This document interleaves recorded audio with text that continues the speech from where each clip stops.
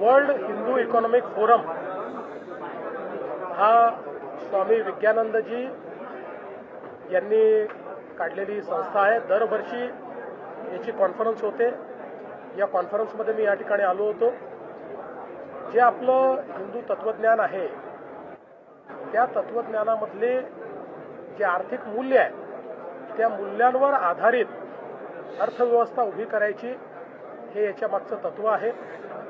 जगाच्या अर्थव्यवस्थेमध्ये 25% कॉन्ट्रीब्युशन असलेला भारत आज या ठिकाणी पुन्हा एकदा प्रधानमंत्री मोदीजींच्या नेतृत्वात पुढे जातो आहे आणि त्या दिशेने जात असताना ज्या मूळ तत्वांच्या आधारावर भारताने अगदी अतिप्राचीन कालामध्ये प्रगती केली ती तत्व समजून जर आम्ही त्याचा आधुनिकतेशी मिलाप केला तर पुन्हा एकदा भारत विश्वगुरू होऊ शकतो।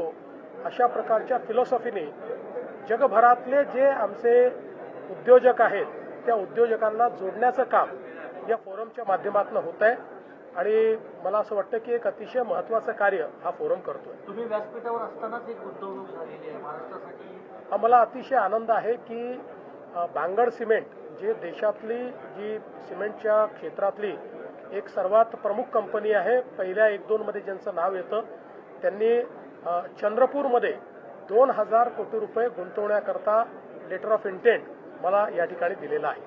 तुम्हाला पंतप्रधान म्हणून चुकून का होईना त्याला याला काही अर्थ नाही। असल्या गोष्टींकडे मी लक्ष देतो।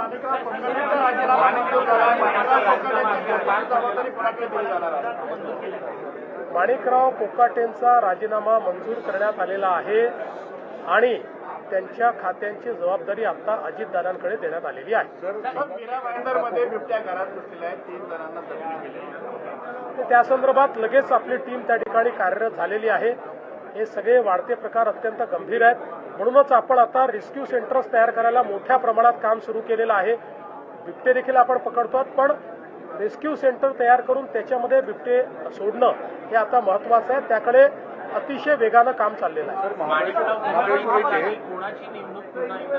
झालं आता सांगितलं। महाबळेश्वरमध्ये एक ड्रग्स पॅकेट मोठं समोर आलेलं आहे महाबळेश्वरच्या इथे आणि त्याच्यामध्ये विरोधकांचं असं म्हणणं आहे की एकनाथ शिंदेच्या निकटवर्तीयांचे त्यांच्या नातेगोत्यांमध्ये हे कारखाने आहेत। इतक्या मोठ्या प्रमाणामध्ये कोकेन महाबळेश्वर पाथरीसारख्या हिल स्टेशनवर सापडलेलं कारवाई होऊन पहिल्यांदा तर मी पोलीस विभागाचं अभिनंदन करतो की हा जो काही त्या ठिकाणी धंदा चालला होता तो पूर्णपणे त्याचा पर्दाफाश करून आणि त्याच्यावर मोठी कारवाई पोलिसांनी केली आहे। या संपूर्ण प्रकरणामध्ये जाणीवपूर्वक राजकीय दृष्ट्या कुठेतरी उपमुख्यमंत्री एकनाथराव शिंदेजींचं नाव आणण्याचा जो प्रयत्न चाललेला आहे तो चुकीचा आहे, तो निषेधार्ह आहे।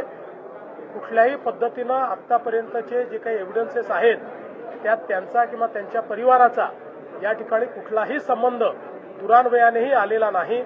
त्याच्यामुळे मला असं वाटतं की कुठेतरी दिशाभूल करून अशा पद्धतीनं बादराळ संबंध जोडायचा हे काही योग्य नाही आहे। या संदर्भात पूर्ण चौकशी आम्ही करतो।